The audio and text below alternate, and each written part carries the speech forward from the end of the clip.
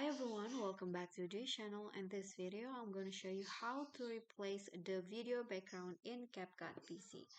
So I have this videos right here and I want to change the background. So first, what you need to do is click on the clips and go to cut out and turn on the auto cutout feature, just clicking on this box right here.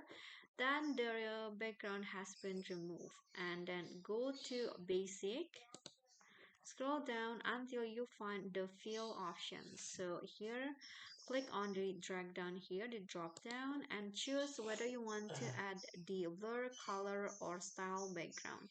So I'm going to just choose color first. Let's say I want to change into this colors right here. You can see now that the background has been changed, and if you choose style, CapCut will provide you with the background that you can choose. For example, this one's right here. Just click on the background that you want to choose and wait for it to load, and it will be changed like this. Okay, so that's pretty easy on how you can change the background in CapCut PC. So thank you guys so much for watching. Don't forget to like, comment, subscribe, and click on the links below. I'll see you all in the next tutorial. Bye.